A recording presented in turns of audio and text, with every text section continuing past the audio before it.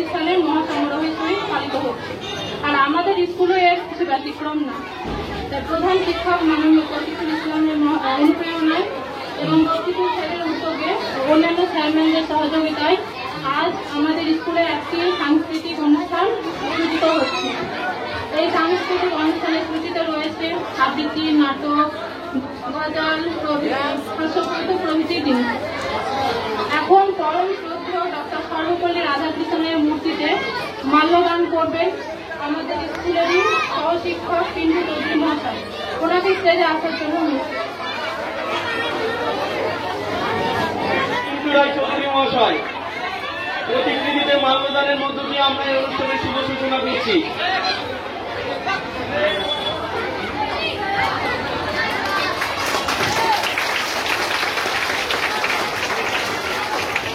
মোহাম্মদ তৌফিকুল ইসলাম মহাশয়কে শিক্ষক দিবসের শ্রদ্ধাঞ্জলি।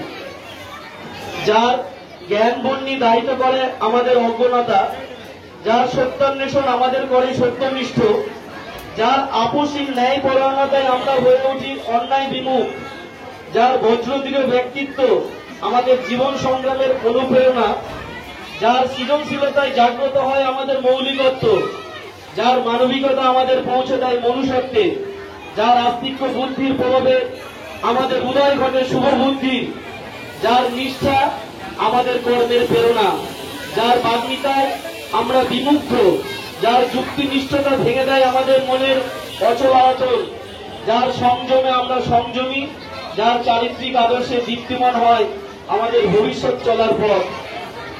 আমার একটু সংযোজন আছে এখানে। এসো এসো। এখন আমরা সমস্ত শিক্ষক শিক্ষিকা বৃন্দদের ও শিক্ষাকর্মীদের একত্রে বরণ করে নিব।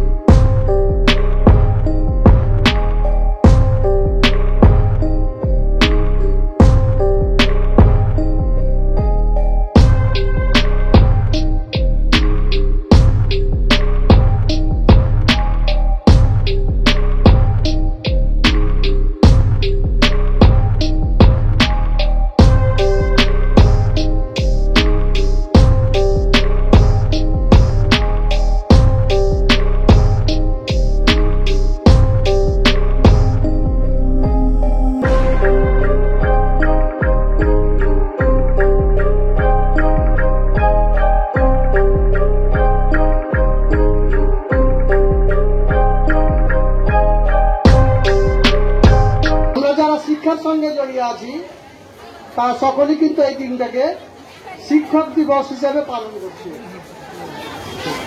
আজকে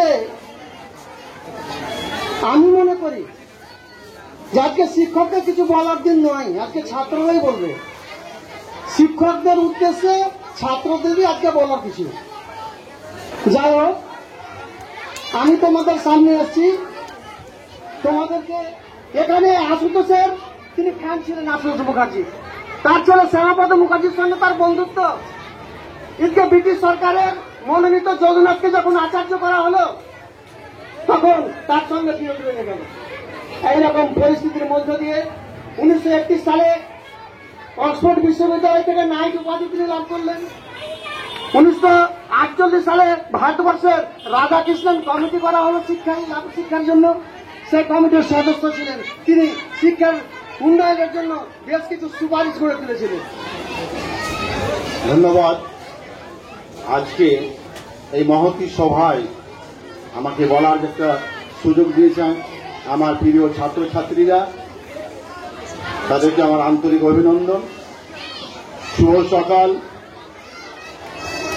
আজ 5ই সেপ্টেম্বর শিক্ষক দিবস।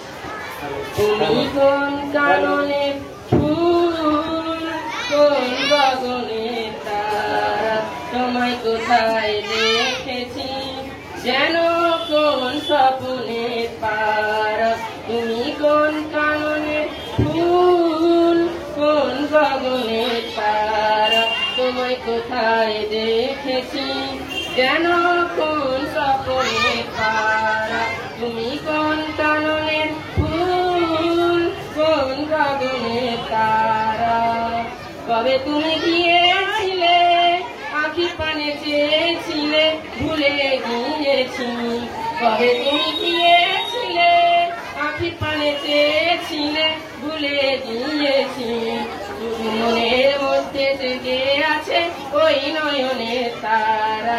তুমি কোন কাননের ফুল, কোন গগনের তারা। আমি আপনাদের সামনে একটি কবিতা আবৃত্তি করে শোনাতে চাই।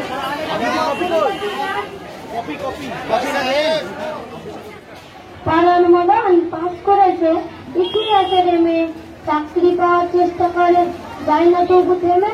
মদন থেমে গোপন খবর আলিপুরে ছুটে, বন মানুষের চাকরি আছে জানতে গেল ছুটে।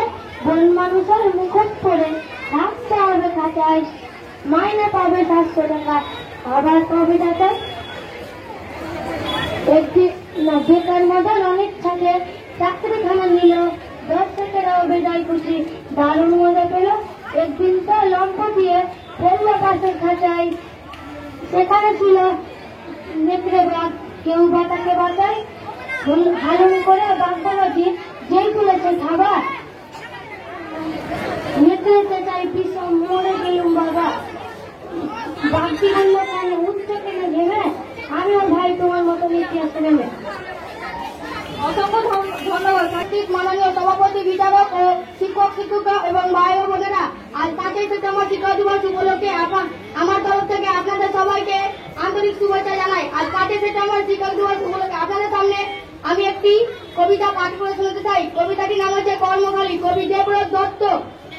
পাড়ার মতন বাস করেছে ইতিহাসের মেয়ে, চাকরি পাওয়ার চেষ্টা করে যায় না তবু থেমে।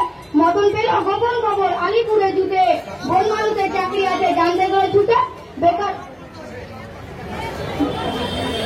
বন মানুষের মুখোশ পরে থাকতে হবে খাঁচায়, মাইনে পাবে 700 টাকা, খাবার পাবে যা চাই। বেকার মতন অনেক সাথে ও চাকরিখানা নিল, দর্শকরা বেজায় খুশি দারুণ মজা পেল।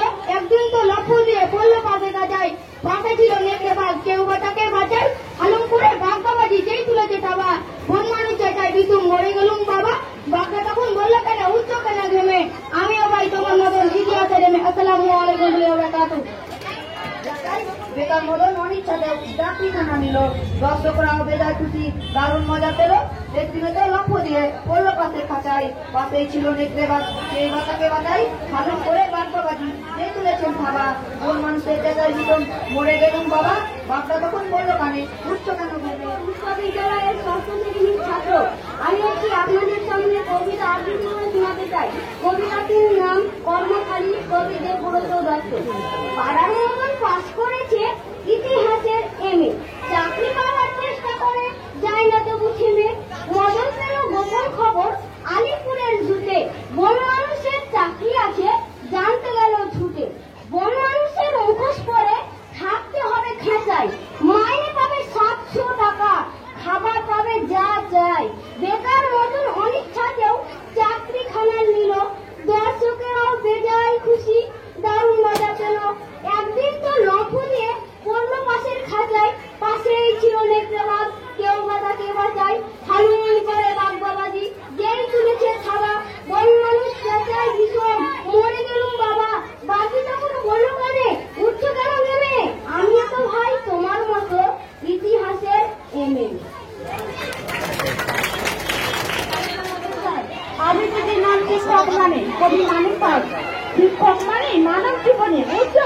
তারা সঠিক ঠিকানা পাইছে খুঁজে জগৎপতি সহারা।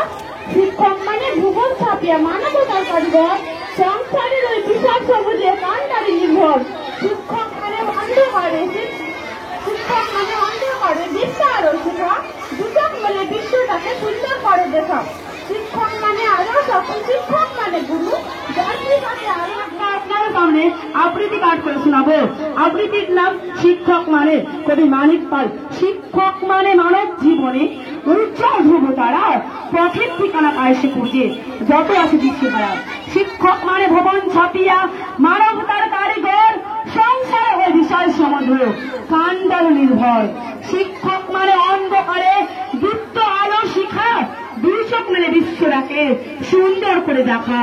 শিক্ষক মানে আদর্শ শাসন, শিক্ষক মানে গুরু, যাত্রী কাটে আলোর দেশে প্রথম যাত্রা শুরু।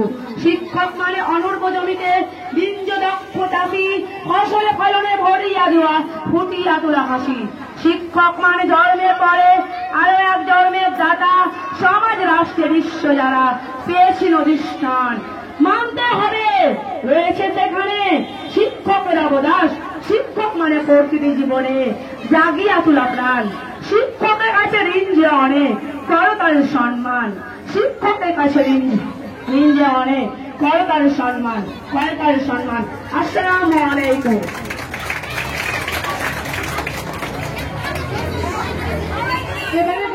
কেন কেন কম? এই জন্য আমি রোজ মুখে রক্ত তুলে খেটে আসি। এই জন্য তোমার মা কাক ভরে উঠে সব কাজকর্ম করে ছোটবেলা থেকে যেত তোমাকে স্কুলে পৌঁছে দিতে। তারপর ছুটি হতে ভিড় বাঁচাতে মিনিবাস ছেড়ে অটোওয়ালাদের ওই খারাপ মেজাজ সহ্য করে বাড়ি এসে না হাঁপিয়ে আবার তোমার পড়া নিয়ে বসে পড়তো, যতক্ষণ না আমি বাড়ি ফিরে তোমার হোমটাক দেখছি।